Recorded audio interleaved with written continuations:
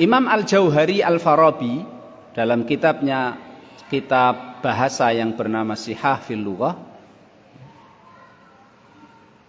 al-fuhsyu minal qaul, ucapan yang banget jeleknya Pak, itu adalah ar-rafath. Sehingga dalam firman Allah Subhanahu wa taala surat Al-Baqarah itu, faman faradha fihinal hajja fala rafasa wala fusuqa wala jidala fil hajj.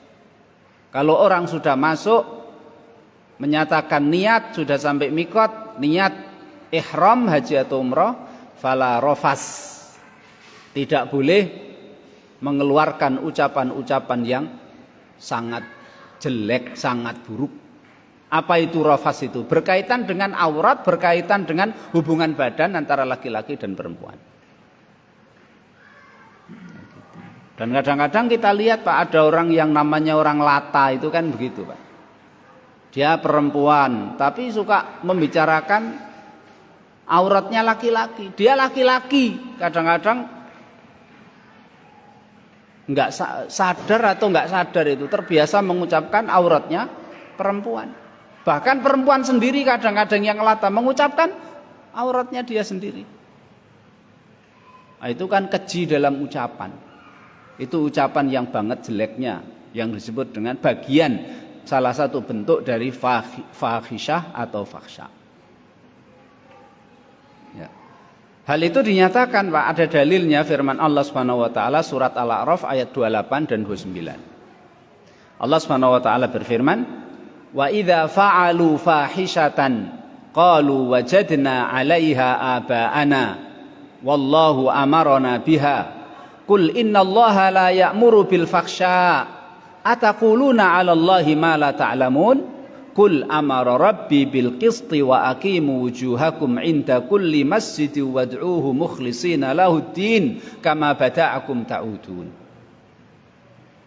Ini Allah Subhanahu wa taala menceritakan ya, joroknya apa yang dilakukan oleh orang-orang musyrik Pak. Ya.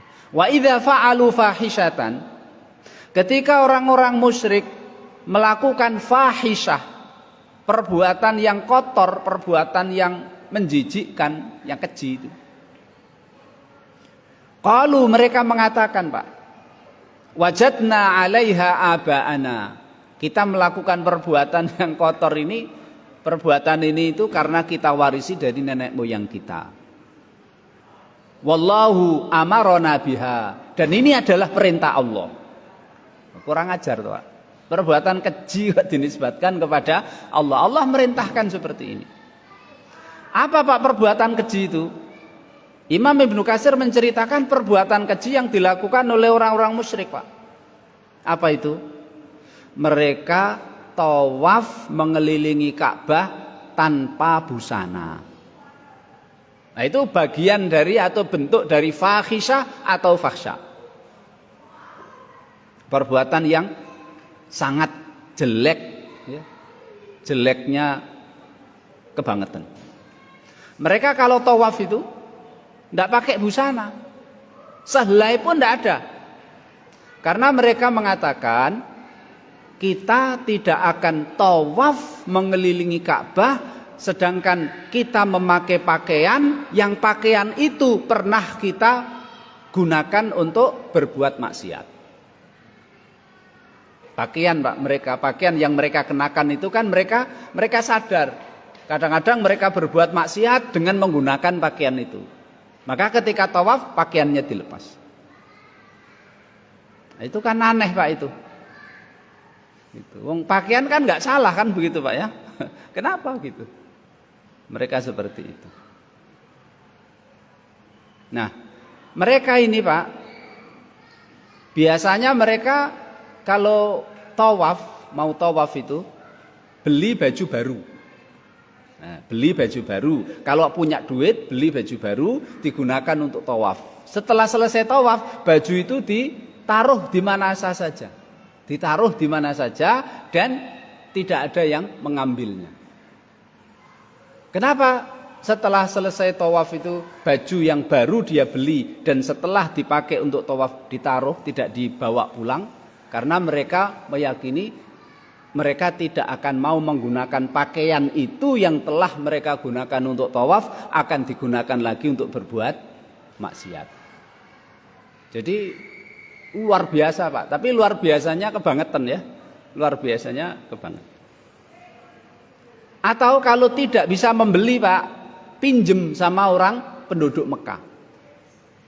Ternyata penduduk Mekah itu Pak ketika tawaf nggak ada yang tanpa busana. Yang tanpa busana itu adalah penduduk-penduduk luar kota Mekah. Jadi kalau punya uang beli baju baru dipakai tawaf, setelah itu dibuang. Kalau tidak punya uang untuk beli baju baru, dia pinjem sama penduduk Mekah. Penduduk Mekah kan dianggap mereka hebat Pak, karena mereka penduduk Mekah itu juru kuncinya Ka'bah. Makanya penduduk Mekah itu kalau rihlatas syita'i was shaif, kalau musim dingin mereka dagang ke Yaman, ke arah selatan. Kalau musim panas mereka berdagang ke arah Syam, negeri Syam ke utara. Dan sepanjang jalan pulang pergi 2 jalur itu, bahkan sebagian mereka ada yang dagangnya ke timur Pak. Kemana? Ke Persia. Sepanjang jalan tidak ada yang mengganggu mereka, karena mereka dianggap orang suci, karena penunggu kota Mekah, juru kuncinya Ka'bah. Kalau ada yang minjemi mereka dipakai untuk tawaf. Kalau nggak bisa beli, nggak ada yang minjemi, ya sudah Pak, nggak pakai baju. Baju dia tidak pakai untuk tawaf. Nah itu. Dan itu oleh Allah Subhanahu wa taala katakan wa idza fa'alu fahisyatan. Ketika mereka melakukan perbuatan yang keji, Allah sebut ini bagian atau bentuk dari fahisyah, perbuatan yang keji. Dan mereka aneh. Mereka meyakini tawaf tidak pakai pakaian itu dianggap tradisi nenek moyang, dan itu adalah perintah dari Allah Subhanahu wa taala. Sehingga Allah Subhanahu wa taala ya, membantah keyakinan mereka, meluruskan keyakinan mereka dengan katakan, "Qul," katakanlah wahai Nabi Muhammad kepada mereka itu, "Innallaha la ya'muru bil fahsya." Enggak mungkin Allah itu memerintahkan manusia untuk berbuat yang keji dan yang kotor. Enggak mungkin. Ataquluna 'alallahi ma la ta'lamun. Itu adalah ucapan kalian yang tidak didasari dengan ilmu dan dalil. Makanya Ibnu Katsir rahimahullahu ta'ala mengatakan Pak, bagaimana dengan wanita? Wanita itu kalau laki-laki mah siang hari berani begitu, tawaf tanpa busana. Tapi kalau perempuan biasanya mereka pilih malam, ya, pilih malam. Gitu. Sehingga ada sebuah syair yang disenandungkan oleh perempuan yang nekat seperti itu, yang jorok seperti itu, sehingga mereka untuk menguatkan tekad mereka bersama-sama biasanya menyenandungkan syair supaya tidak malu, supaya berani berbuat yang keji itu. Al-yauma yabdu ba'duhu aw kulluhu wa ma bada minhu fala ukhilluhu. Oke, hari ini memang mungkin tampak sebagian aurat atau seluruh aurat, tapi apa yang tampak tidak saya halalkan untuk orang yang melihatnya. Nah, ini kan aneh kan orang musyrik Pak, orang-orang zaman jahiliyah itu aneh. Kalau nggak dihalalkan, tidak dibolehkan dilihat orang, ya ditutup. Nah, kalau nggak ditutup ada yang lihat, ya itu resiko sendiri. Aneh. Al-yauma yabdu ba'duhu aw kulluhu wa ma bada minhu fala ukhilluhu. Sekarang mungkin aurat saya kelihatan sebagian atau semuanya, tapi apa yang tampak tidak saya bolehkan dan tidak saya halalkan untuk dilihat oleh orang. Itu bentuk perbuatan keji, perbuatan jorok yang disebutkan oleh Allah Subhanahu wa taala dalam Al-Qur'an, yaitu yang dilakukan oleh orang-orang musyrik. Makanya Pak, Rasulullah Masya Allah luar biasa. Rasulullah itu kan hajinya itu kan tahun 10 Hijriah. Tahun 10 Hijriah Kan Dzulhijjah itu Pak ya, Dzulhijjah. Terus setelah Dzulhijjah, Muharram, Safar, Rabiul Awal Rasulullah meninggal toh itu. Nah, itu. Jadi pas bulan Rabiul Awal tahun 10 itu 3 bulan sebelum Rasulullah meninggal itu Rasulullah haji. Dan itu hajinya satu-satunya Rasul. Tapi Rasulullah pinter Pak. Setahun sebelumnya yaitu tanggal 9 Dzulhijjah Rasulullah menyuruh sahabat Abu Bakar untuk menjadi pemimpin jamaah haji. Karena Rasulullah menyuruh sahabat-sahabatnya yang tinggal di kota Madinah untuk pergi ke Mekah melaksanakan ibadah haji dengan pimpinan Abu Bakar As-Siddiq. Makanya sampai sekarang kan ada Amirul Hajj Pak ya. Menteri Agama itu otomatis jadi Amirul Hajj. Memang ada sunahnya seperti itu. Nah, ketika Rasulullah menyuruh sahabatnya berangkat ini tahun ke-9 Hijriah, 1 tahun sebelum Rasulullah haji wada. Sahabatnya berangkat, Rasul mengangkat Abu Bakar sebagai pimpinan, kemudian Rasulullah menyuruh sahabat Ali untuk mendampingi Abu Bakar yang diberi tugas oleh Rasulullah Shallallahu Alaihi Wasallam untuk memberi pengumuman kepada jamaah haji yang saat itu sedang melaksanakan ibadah haji. Sahabat Rasul banyak yang melaksanakan ibadah haji. Orang yang musyrik dari seluruh jazirah Arab juga ada yang ibadah haji Pak. Masih ada orang yang telanjang. Makanya tugas sahabat Ali diperintahkan oleh Rasul SAW agar memberi pengumuman kepada jamaah haji semuanya. 1. Setelah tahun 9 Hijriah ini, setelah ini dan untuk selanjutnya tidak boleh orang yang masih beragama musyrik untuk melaksanakan ibadah haji. Kalau belum masuk Islam, masih musyrik, tidak boleh melaksanakan ibadah haji. Itu yang pertama. Yang kedua, tidak boleh orang yang telanjang, orang yang tawaf tidak pakai busana alias telanjang, nggak boleh lagi. Dan ini 1 tahun sebelum Rasulullah haji wada, Pak. Maka ketika tahun ke-9 Hijriah, tahun ke-10 Hijriah, ketika Rasulullah haji wada, kondisinya sudah aman semuanya. Enggak ada orang musyrik dan juga tidak ada orang yang tawaf dalam keadaan tanpa busana.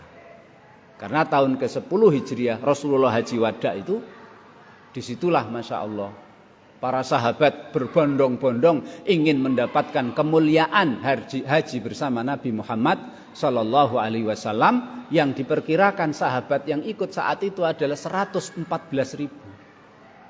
Saat itu penduduk Mekah paling 3.000, 4.000 gitu Pak. Penduduk Mekah saja. Ini datang dari Madinah, datang dari mana-mana, dari pelosok penjuru Jazirah Arab, jumlahnya 114.000 sahabat haji bersama Nabi Muhammad Sallallahu Alaihi Wasallam. Dan ketika Rasulullah haji Pak, Rasulullah 3 kali berkhutbah untuk menyampaikan dasar-dasar dan pokok-pokok agama agar dijadikan sebagai panutan dan arahan untuk kehidupan umatnya setelah. Ketika wukuf di Arafah, Rasulullah khutbah. Kemudian itu tanggal 9 Pak ya. Tanggal 10 setelah lempar jumrah, barduhur, Rasulullah khutbah di Mina. Kemudian tanggal 11 Rasulullah juga setelah duhur, setelah lempar jumrah, Rasulullah juga khutbah untuk menyampaikan pokok-pokok dasar-dasar ajaran agama Islam. Karena mumpung saat itu sahabat berkumpul dari pelosok penjuru Jazirah Arab. Dan itulah Nabi Muhammad Sallallahu Alaihi Wasallam. Sebelum beliau haji wada bersama sahabatnya, ya, perbuatan kotor keji yang dilakukan oleh orang musyrik diantaranya yaitu tawaf tanpa busana sudah dihilangkan dengan diperintahkannya Ali radhiyallahu anhu mendampingi Abu Bakar As-Siddiq ketika haji tahun 9 Hijriah untuk mengumumkan larangan tersebut.